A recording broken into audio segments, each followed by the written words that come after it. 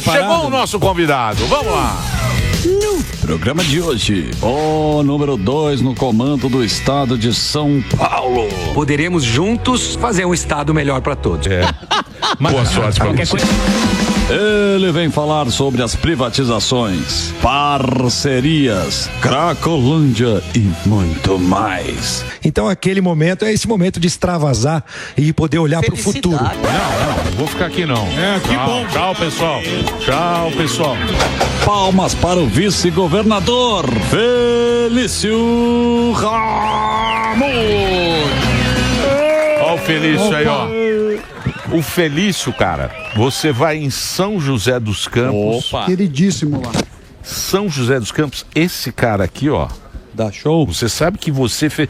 Você vai para São José, aí o pessoal ali da Redondeza fala assim: ali. São José, ali, aquela região. Vale do Paraíba todo. Isso, ali. Vale do Paraíba, fala assim: São José não parece mais cidade do interior, parece capital.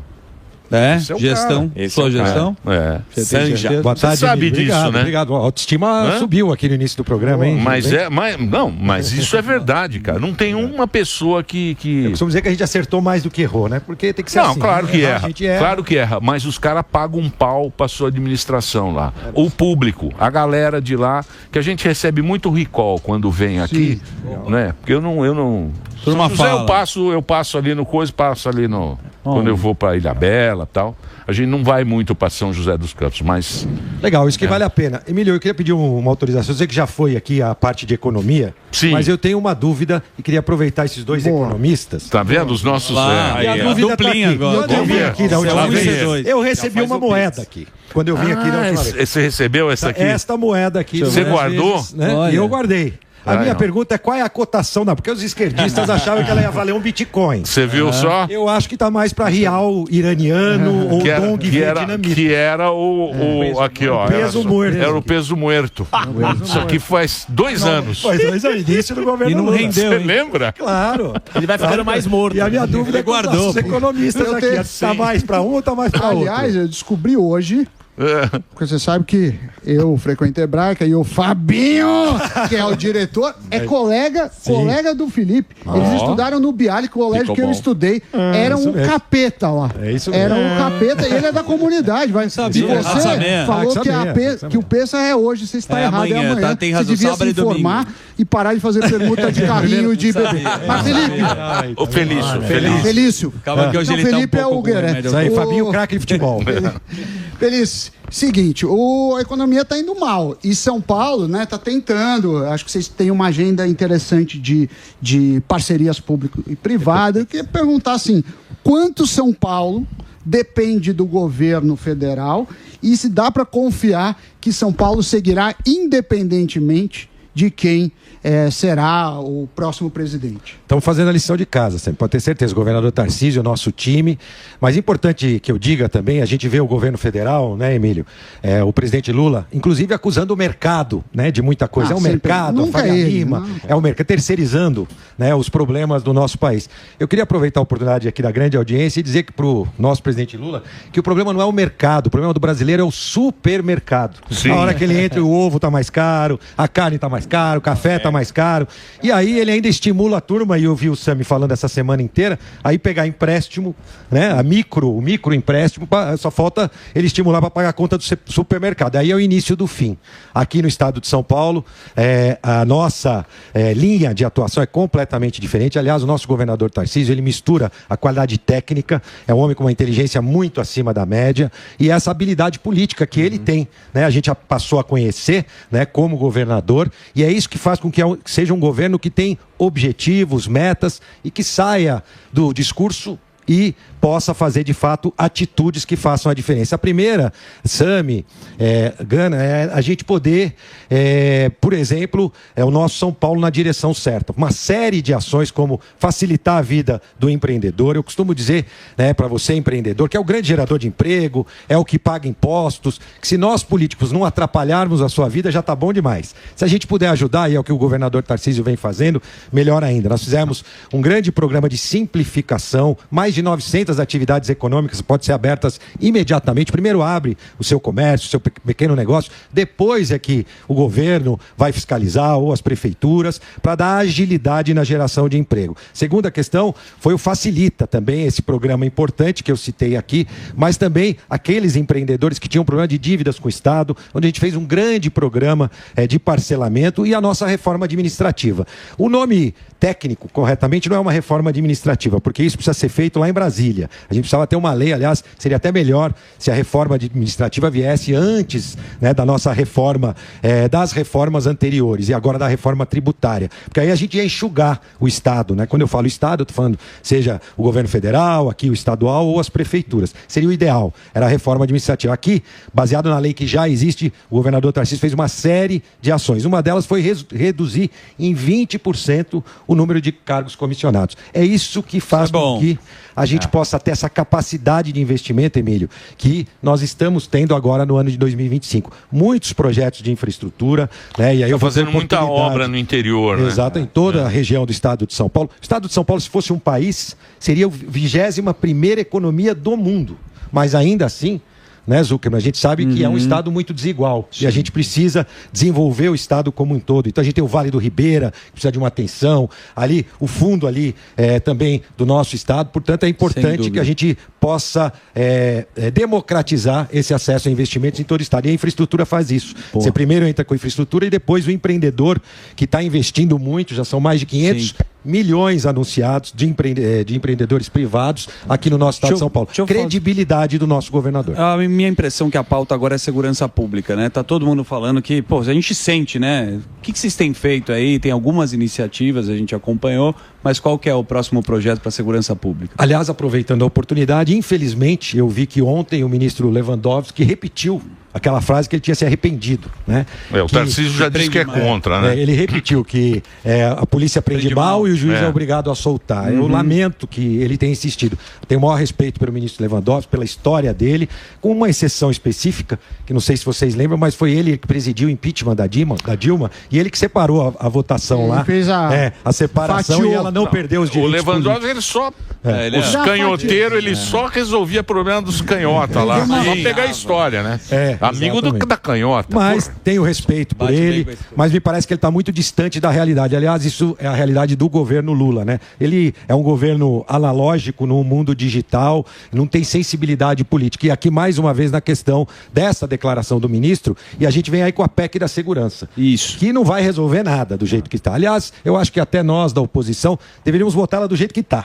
Só para mostrar daqui a um ano que ela não teve nenhum resultado prático, né? É mais uma ação política. É concentrar poder. Do governo, concentração de poder. E quando a gente fala sobre a questão das leis, a gente não fala dos juízes, né, Emílio? A gente fala sobre as leis, que a gente precisa mudar a legislação. Tem, se você olhar lá na rua Guaianazes, no centro, por exemplo, você vai passar lá, vai ver um receptador de celular. Tem um cara lá, todo mundo sabe. Aqueles caras já foram presos 10, 15 vezes. Você não vai encontrar um receptador preso hoje na cadeia. Duvido que você vá em qualquer presídio e encontre um receptador de celular. Agora, se não tivesse receptador, a gente não tinha aquelas violências, cenas como a gente viu, uma pessoa sendo até morta por conta de um celular.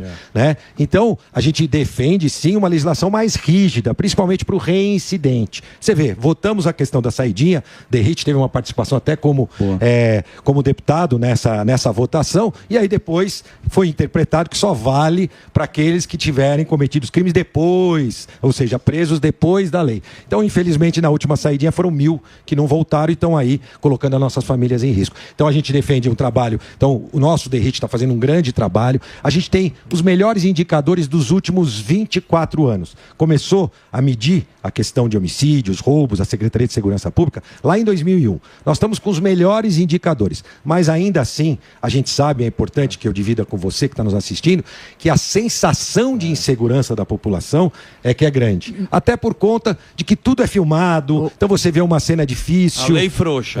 E a lei que obviamente... Então, mas o que a gente quer saber é o seguinte, se o Tarcísio sair para presidente, você vai... Você que fica. Você já está no bonde. Olha, Emílio, o governador Tarcísio, a agenda dele é toda de São Paulo. O projeto dele é a reeleição... Não vem me importante, a gente lembra do Dória. Não venha me enrolar. O Dória falava a mesma coisa. Se o Tarcísio quer aí, tá aparecendo lá o cara de Sorocaba, que também está querendo fazer o Sorocaba. O Manga apareceu, aparece outro ali. Temporada de candidato. Se ele for, é você o cara, não é isso? Tem que estar na fila. Sim, na verdade, é porque, na verdade, caso isso aconteça, o que eu acho muito difícil, até porque o governador, você falou do Dória. Então... O Dória, desde o primeiro dia, ele só pensava naquilo. Mas ele falava que não. Mas o governador Tarcísio está focado... Shanghai, lembra quando estive em Shanghai essa semana? Tecnologia de ponta, Dubai, Shanghai. Estivemos em Dubai com o meu próprio avião. Com a iniciativa privada. Não usei a iniciativa privada. PPPs, as PPPs. Deixa eu te falar.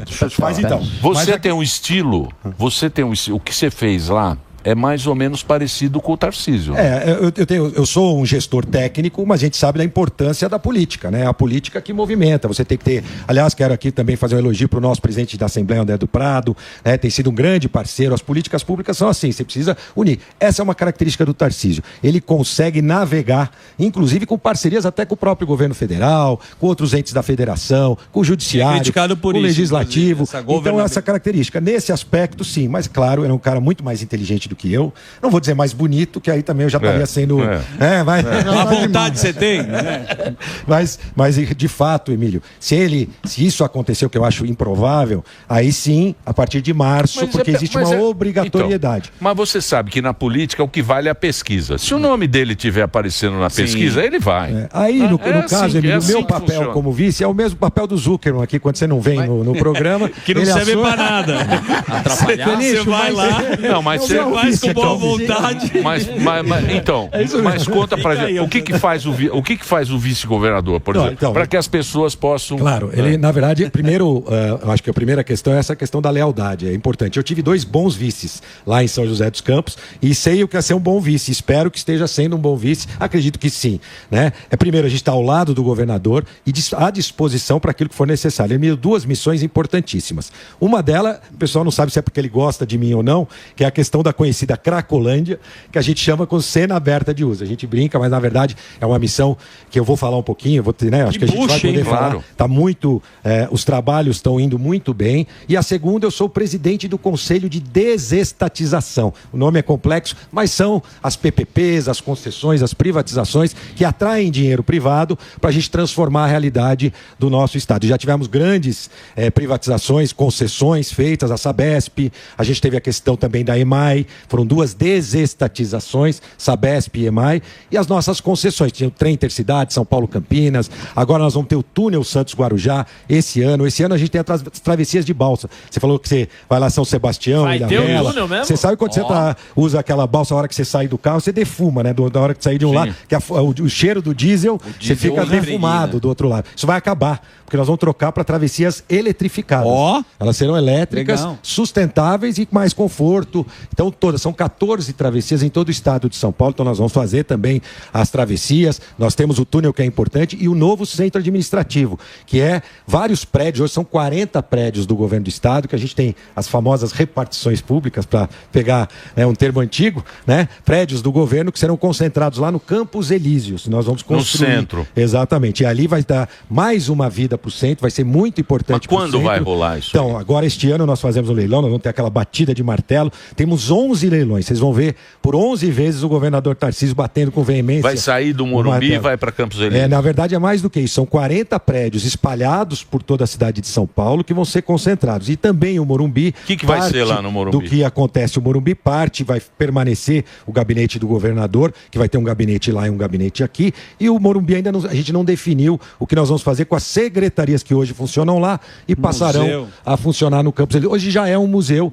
Você já pode visitar, tem um museu de artes, tem um pouco da história da própria construção. Então a gente tem essa oportunidade já de abrir para as pessoas. Mas que é para revitalizar o centro, né? O centro, na verdade, é que será o grande beneficiado. Só nesse projeto são quase 5 bilhões de reais, são 5 anos para construir. É isso que a população tem que entender. Projeto de infraestrutura, e por isso que eu falo do foco do governador Tarcísio.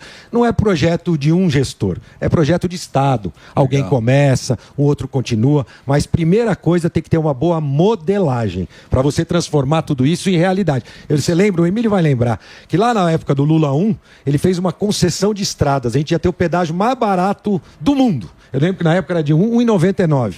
Aí fez a concessão, anunciou, chegou, era uma empresa, se eu não me engano, espanhola, acho que era OHL. Não construiu uma, não fez uma, não assumiu um serviço. Porque estava modelado errado, estava mal feito. E nisso o nosso governador é craque.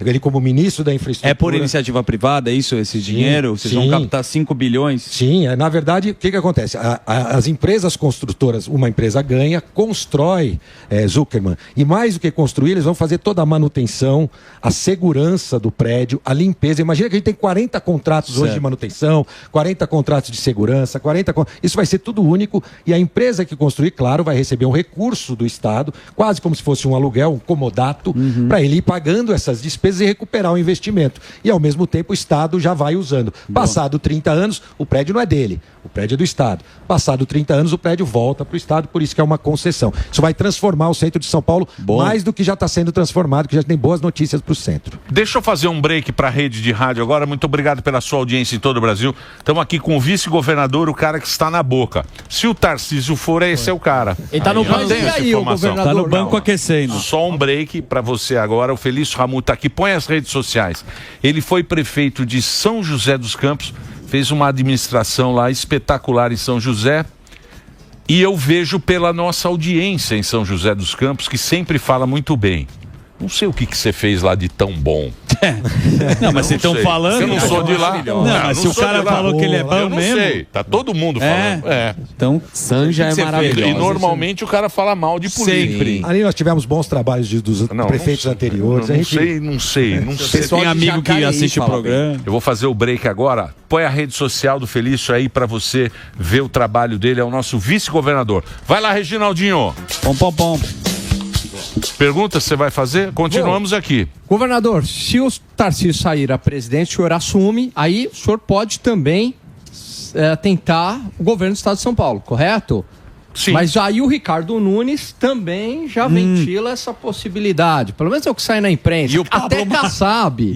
O Kassab. E aí, como é que a gente compõe tanto cacique aí pro cara? Boa, Gani. Na verdade, o desejo, repito, do governador é ser candidato à reeleição. Mas claro que na política a gente sabe também que às vezes não é exatamente aquilo que a gente programa que acaba acontecendo. A gente vê, e a imprensa tem esse papel também, e acaba antecipando um pouco essa discussão. Mas o que eu posso te dizer é que caso isso aconteça, nós vamos ter uma fila que vai daqui, acho que até... Lá onde estava o funil hoje, a fila vai até lá de candidatos, de possíveis candidatos a governador. E é assim mesmo, é natural que seja, as pessoas acabam pleiteando, e essa é o que a política tradicional acaba fazendo. Mas claro que a gente tem que esperar o momento certo, é muito cedo, eu costumo dizer, e é claro que naquele momento, caso isso aconteça, o Estado vai ter um incumbente, que no caso serei eu. Mas o principal objetivo vai ser dar continuidade aos projetos do governador. Ainda que eu ache, repito, que a probabilidade maior seja a reeleição do governador, que está muito bem. Aliás, saiu uma pesquisa agora, nem as pesquisas, vamos dizer, mais ligadas à esquerda, conseguem fazer com que o governador tenha uma aprovação baixa. Ele está com 61%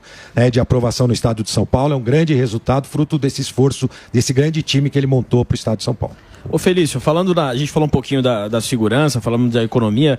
Você acha que porque isso é uma discussão que está tomando a internet bastante tempo, o próprio presidente do Banco Central veio aqui, eu perguntei se ele acredita que os mais jovens estão ficando com uma mentalidade mais liberal, e aí eu queria te perguntar isso, se você acha que as pessoas estão com uma mentalidade mais liberal, o PJ, o MEI, o ME, já estão começando a ver o Estado de uma outra maneira, e se você acredita também que o Estado ele deveria ter mais autonomia, não ficar muito refém de Brasília, que o poder é muito centralizado, e como isso conseguiria ser feito? Aproveitando que você é especialista em filme, eu me sinto naquele De Volta para o Futuro. Nós estamos no passado, na verdade, esperando voltar para os dias de hoje. É isso aí. É assim que eu me sinto em relação ao governo atual. Você vê que uma das grandes cartadas dele, vamos relembrar de novo, do Lula 3, foi sindicalizar o pessoal dos motoristas de aplicativo. Sim. Olha que furada, que falta de sensibilidade política. E aí a consequência disso, primeiro, é um governo que só pensa no poder. Agora, todas as atitudes que você vai ver a partir de agora, de toda a equipe do governo, é como é que a gente se mantém no poder. Não é como é que a gente pode fazer um trabalho que possa transformar o nosso país em longo prazo. Então, obviamente que eu discordo veementemente disso. Acho muito difícil a gente conseguir mudar essa distribuição de recursos entre Estado, União e municípios. O fato é que a fatia maior, de fato, fica para o governo federal. 10% do que nós arrecadamos é que retorna para o Estado de São Paulo, né? O governador Tarcísio também me deu o privilégio de poder estar à frente de algumas oportunidades de discussão da reforma tributária, que é uma reforma que já começa meio esquisita. Um dos pilares, por exemplo, era a isonomia. E aí a gente mantém, por exemplo, benefícios no Nordeste para as montadoras de carro. Já acabou a isonomia, já na primeira atitude, né? Depois a gente tem a Zona Franca de Manaus, e a gente não discute a importância da Zona Franca de Manaus. Acho que a Zona Franca de Manaus é importante. Mas esse recurso para manter a Zona Franca, que aliás ninguém sabe quanto é, ninguém vai te dizer quanto custa a Zona Franca aqui. Então ele devia ser separado, colocado no orçamento e não na alíquota. O que vai acontecer? Nós teremos o IVA mais alto do mundo. Vai ser o nosso IVA brasileiro. E aí a gente vai permanecer com gente querendo dar o seu jeitinho brasileiro para não pagar, lamentavelmente. Então, são ações que a gente, obviamente, não concorda, mas a notícia positiva é que está acabando. Está na pauta que São Paulo busca investimentos em empresas norte-americanas. Estamos no momento das taxações de Donald Trump. O que primeiro você acha de toda essa história, que é o barulho que foi, e se tem algum investimento norte-americano mesmo, em São Paulo? Eu acho que o Trump contratou alguns aloprados para fazer os cálculos dele lá das tarifas. Acho que foi um erro, né, muito grande. Ele errou naquelas tarifas anunciadas, já recuou, mas a essência é interessante, porque ele chama para negociação, né? A gente sabe que isso não é ruim, né? Se mantinha aquelas mesmas tarifas o tempo todo. Aliás, nós fizemos algo parecido com o ICMS. A gente tinha muitos setores, Emílio, que tinham benefícios de ICMS há anos e anos e não davam nada em troca para o governo no sentido de geração de mais empregos, mais investimentos. E a gente fez 1/3 de todos os benefícios, nós cortamos. E você vê que tudo caminha muito bem. Eram justamente porque eram benefícios que não tinham uma contrapartida justa. O que o Trump faz quando ele acena vamos renegociar, vamos botar na mesa e renegociar. Com a China, né? Também. E aí ele exagerou, na minha opinião, ação errada, agora deu uma recuada, que eu acho que é o caminho certo, vai conseguir renegociar bastante coisa, é bom, vai ser bom para os Estados Unidos, especificamente no caso da China. Aí a minha opinião pessoal, não tem a ver com o governo, eu acho que ele tem que mudar o discurso, porque o nosso presidente lá precisa de um discurso para o público interno da China. Eu já tive 11 vezes na China, Zuckerberg, primeira vez em 1996. E ali, obviamente, que tem o poder ali do presidente. Exatamente. Ninguém reclama. Do Xi Jinping. E ele não pode vir com um discurso voto vencido, mostrando que a China está subserviente aos Estados Unidos. E aí o Trump vai ter que colaborar. Ele já começou a elogiar o Xi Jinping, né? Diz que ele é um cara bacana, educado, e acho que vai ter que ser isso para que eles possam chegar num número que seja bom para os dois lados. A China é um grande exportador para os Estados Unidos, e os Estados Unidos também não vai conseguir fazer muitas coisas se ele continuar com essas taxas altíssimas. Eu vi algumas declarações, desde o pessoal que vende vinho, celular, essas coisas, isso vai prejudicar a economia americana, mas ele conhece muito mais do que eu sobre isso. Eu não sou economista, sou administrador de empresas, mas acho que ele vai mudar o discurso em relação à China, e já mudou em relação aos outros países. Acho que foi um erro, mas ele já corrigiu, e agora a nova rota. E vocês estão buscando investimentos nos Estados Unidos? Sim, eu tive recentemente com um grupo de investidores americanos.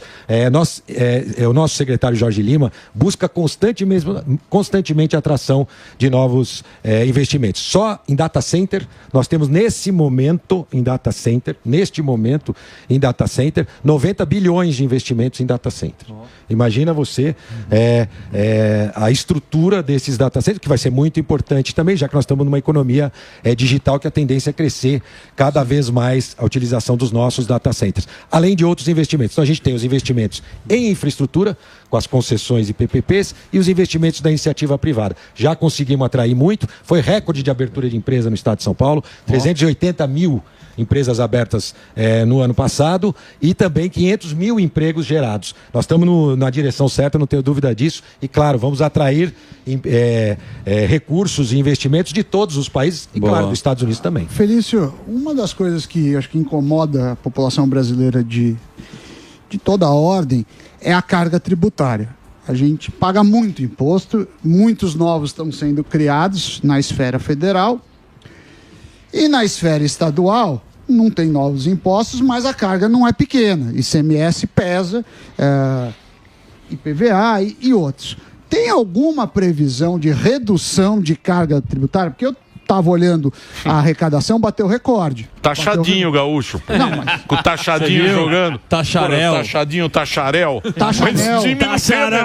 Walter, taxa grande. Taxa para um lado e cobra do outro. Sabe, todas aquelas que possam se transformar em mais investimentos são sempre bem-vindos. Vou dar um exemplo. A gente tinha também uma outra questão, que são os créditos de ICMS. Grandes empresas, grandes montadoras que exportam muito e ficam com crédito. Compram os produtos, creditam o ICMS e na hora de vender para o exterior não pagam o ICMS, ficam com crédito. A gente conseguiu liberar um grande volume de créditos que tinha. Só uma montadora, não vou citar o nome, só uma montadora tinha quase R$1 bilhão de crédito que nós pagamos a eles para que eles investissem em novas plantas. E assim se fez. Então, desta forma, assim, a gente vê com bons olhos. Vou dar um outro exemplo para a questão das indústrias de aviação regional, para as nossas operadoras, né, as nossas companhias aéreas. Nós tivemos uma redução de ICMS que está vigente, desde que eles ampliem os voos e pousos e decolagens em aeroportos regionais. Então, eles têm uma meta para cumprir, ampliando a malha de atendimento, e aí sim eles recebem uma redução do ICMS do combustível, que é o ICMS do combustível de aviação. Então, mas devia ter um plano nacional, né? Sim. Tinha que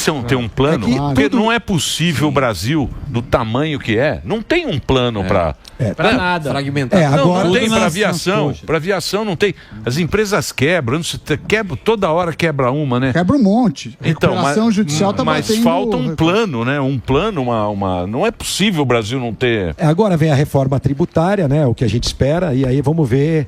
O objetivo dela é simplificar, e nisso a gente apoia, que tem que simplificar mesmo, mas nós vamos acompanhar os próximos capítulos, né? Para ver como ela de fato vai se encerrar, para que a gente possa iniciar essa transição da reforma tributária. Ainda que, conhecendo o nosso país, a gente sabe que a gente vai ter oportunidade depois de mexer lá na frente, que essa segurança jurídica não vai ser tão grande, porque a gente vai ter oportunidade de corrigir ela lá na frente, se Deus quiser. Ô Feliz, por falar em reforma tributária, está sendo discutida, né, a segunda etapa lá no Congresso Nacional, a segunda etapa da regulação, que é o comitê gestor.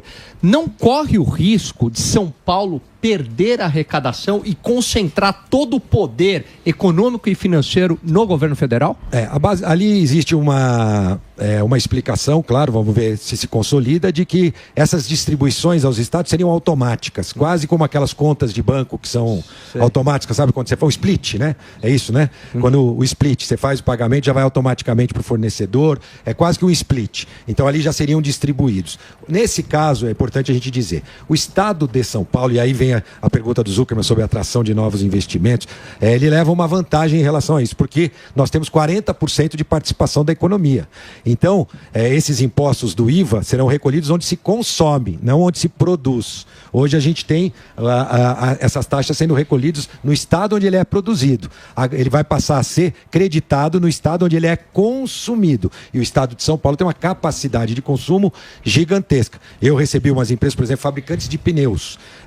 Quando você vê a questão do IVA, o futuro da reforma tributária, a melhor forma de convencimento é mostrar a força das nossas montadoras aqui, do mercado de reposição, por exemplo, de pneus, e é uma forma de convencê-los a estar aqui, já que o consumo vai estar aqui e, consequentemente, ele não vai ter benefícios por estar no estado A, B ou C. Então, nesse aspecto, os nossos cálculos é que a médio prazo e longo prazo, o estado de São Paulo ganha. Isso se a distribuição for executada como está planejada, mas que ainda precisa passar pela regulamentação. No final sempre aparece aí um jabuti no meio que acaba beneficiando um ou outro estado ou uma ou outra categoria. E não adianta. Quanto mais benefícios a gente tiver em relação ao novo IVA, a alíquota vai subir. Não tem milagre. Quem paga somos nós. Opa! Né? Tudo é distribuído para que a gente pague. Então, não tem governador, sobre milagre. as privatizações, eu queria entender mais ou menos assim, quais os benefícios que a gente tem com a Sabesp até o momento e como anda a parceria governo-prefeitura quanto a dar um jeito na Enel?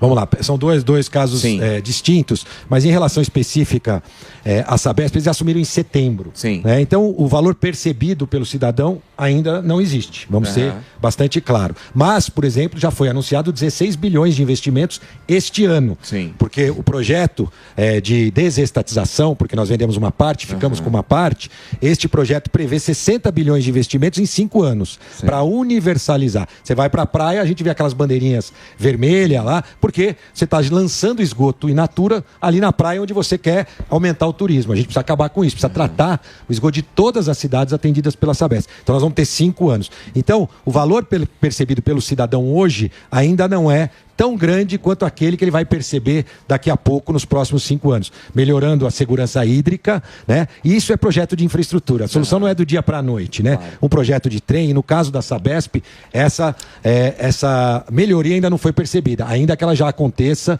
né, na gestão interna da Sabesp, está avançando muito e os investimentos anunciados. Já em relação à Enel, a situação é completamente outra, porque o pessoal dá um mau exemplo, né, de concessão e usa o exemplo da Enel. Porra, a Enel, você estava lá na reunião?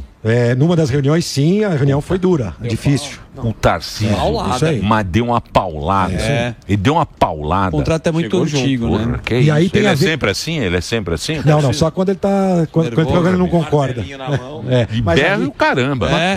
Saiu, eu não vi essa reunião. Mas ali, claro, com muita educação, mas é que ali realmente a situação era. Mas você sabe que alguma coisa mudou, né, Enel? Por exemplo, quando acaba a energia, eles mandam um e-mail avisando que horas volta. Tem Mudou porque vai vencer agora de novo a nova renovação. Estão tentando E aí vale É lembrar. ruim esse Enel, né? Vale lembrar. Esse negócio de ficar renovando, o Tarcísio é totalmente contra. Aliás, a Dutra tinha um contrato da época do Fernando Henrique. Quando ele foi ministro da Infraestrutura, ele que fez a nova concessão da Dutra, que está trazendo milhões, quase bilhão Inovação, de investimento. Alguns bilhões, na verdade, de investimento. Ali o início de Guarulhos, enfim, ela vai ser duplicada, a Serra das Araras. E ele fez um novo contrato. Então, via de regra, o Tarcísio renova a concessão. Fizemos agora com a Rota Sorocabana. Uma nova empresa assume. Então, a gente acredita que é importante trazer empresas boas. No caso da Enel, a fiscalização é muito longe, está lá em Brasília, do que acontece no dia a dia do cidadão aqui da cidade de São Paulo. Eles não estão nem aí. Então tem uma regulação fraca. Qual o cuidado que a gente teve para as nossas concessões? Nós mudamos a Artesp, por exemplo. A Artesp agora tem um setor específico que vai fiscalizar as concessões de trilhos, as concessões rodoviárias, e no caso da Sabesp é a Arcesp, que é a responsável também, a agência reguladora do Estado. Então, é importante você ter uma reguladora forte, presente, para garantir que o contrato que foi feito vai ser cumprido. No caso da Enel, isso não acontece, e aí quem paga é o consumidor, que fica alguns dias. Ontem eu ia na casa de um amigo, ele estava sem, logo depois do espelho, lá para umas 8 horas, ontem, depois que eu estava na prefeitura, inclusive falando sobre o centro, eu ia para casa do amigo e falou: Felício, é melhor você não vir, porque eu estou há 3 horas sem energia aqui, provavelmente. Mas esse aí é dos males o menor. A gente só cancelou o bate-papo. Imagina aquele cara que é o dono, né, de um barzinho, Depende do que fica negócio. sem o freezer, que depende do seu negócio, E uma vem- cabeleireira, enfim. Sim, vem o Mercado Livre de Energia aí que vai ser ótimo para a competição, né, de todo mundo. Eu tenho uma pergunta relacionada à Cracolândia. Claro. Que é uma grande bucha. Mas até agora ninguém, absolutamente nenhum governo, nenhum presidente, nenhum governador, prefeito, ninguém resolveu essa situação. Até as iniciativas a gente já viu várias. O que vocês vão fazer? O que você está tentando fazer? Já estamos fazendo. Essa aqui, apareceu uma foto da Cracolândia lá há uns 4, 5 anos atrás, quando tinha quase 4 mil pessoas. Essa é uma foto antiga ali da cena aberta de uso. E você hoje, se você ver, sabe quantas pessoas tem lá hoje, Emílio? Chegou a ter 4 mil pessoas. Sabe quantas tem, Zuckerman? Quantas? Hoje, trouxe, essa foto é de hoje. 135 contadas. E né? ali é aquele Não muro sei se que foi pela reclamaram. USP, quem é que Não, fez essa tudo contagem, bem. tá? Então, Então aonde? Ali é o. Você sabe que eu acho legal na contagem? É 49.870 pessoas. dar igual o 9,90. Que é pra dar uma credibilidade. Então essa aí, essa é a foto aérea hoje, às 10 horas da manhã. Hoje, essa é de hoje. A gente acompanha, a gente sabe exatamente quem está lá hoje em dia. Reconhece Atendimento imagem, social. Não, conhece, a gente tem. Essas contagens são feitas para o drone, claro, e a gente tem depois operações onde a gente identifica um por um, todos que estão lá. Quais serviços que eles já passaram. Vou contar uma história que não foi divulgada ainda. Tinha uma cadeirante que há 3 meses ela apareceu por lá pela cena de uso, e a gente sempre, é uma senhora, e a gente sempre tentando convencê-la. Tem as equipes de assistência social da prefeitura, de saúde da prefeitura, do Estado, que é o hub de cuidado com crack e outras drogas, e nós fomos sempre ofertando saídas para ela. Olha, a gente vai levar a senhora para o local, para tratamento, para cuidado, e a gente tem imagens. Hoje, essa região que você está vendo, a Rua dos Protestantes, ela não está assim por acaso. Hoje a gente monitora essa região inteira, e a gente tinha imagens dela traficando. Né? Mas uma senhora simples traficando. E aí a gente acabou pendendo ela em flagrante, a cadeirante, essa senhora, e aí que nós fomos descobrir que, na verdade, o nome era falso e ela respondia por um homicídio no sul do país, está presa essa cadeirante. Então, a gente acompanha a história de cada um, a jornada de cuidados, oferecendo atendimento na saúde, atendimento no social e principalmente o monitoramento das forças de segurança. O resultado dos centros, Zuckerman, você conhece o caso lá da época de Nova York, onde a gente teve o Rodolfo Giuliani lá, Sim. né? Tolerância zero. Sabe quanto caiu o roubo lá naquela época? 40%. Sabe quanto já caiu o roubo no centro? 60%. É mais do que o resultado lá de Nova York e do Rodolfo Giuliani. O centro hoje tem indicadores de roubos, furtos muito baixos. Eu atendo a cada 15 dias lá no centro, na Rua Boa Vista, porque eu gosto de estar perto da população. Eu converso com os comerciantes da Santa Efigênia, os consegues, síndico de prédio. Eu tive lá essa semana atendendo essas pessoas. Todos, unanimidade. Quem frequenta Melhorou? o centro, Porque eu não tinha essa percepção, de verdade, me parece. Sim. Quem frequenta o centro, pode até abrir para quem quiser opinar aí que estiver nos acompanhando, mas tenho certeza que quem frequenta o centro, quem é comerciante, quem é morador, quem vai lá para turismo, reconhece a melhoria. Mas nós vamos melhorar ainda mais, não estamos satisfeitos ainda. Mas eu acho que vai melhorar mesmo quando revitalizar, quando fizer todo esse isso aí. processo. Lá mesmo, né? Muito bem, eu quero agradecer. O Felício é uma simpatia. Eu vi que ele tá muito animado. Ele não estava tão animado da última vez. Tá jogando solto. Jogando, Sambando aqui. Tá pedindo a bola. Joga pra lá, vem pra cá, me traga a bola. Bom assunto, muito obrigado pela pergunta. Vamos lá. Emílio, eu acho Dribla na defesa. Obrigado. Vamos marcar outro dia aqui. Vamos marcar outro dia aqui pra trocar mais ideias. É sempre importante. E obrigado por você ter vindo aqui dar essa colher de chá aqui pra gente. A história do Sempre uma delícia estar por aqui junto com vocês, Obrigado. aprender um pouco e eu acompanho vocês. Valeu. Ó, eu vou passar as redes sociais para você acompanhar mais de perto o trabalho aqui do vice-governador de São Paulo, que é o Felício Ramute, que conversou aqui com a gente, essa simpatia, vice-governador de São Paulo. O que está escrito ali?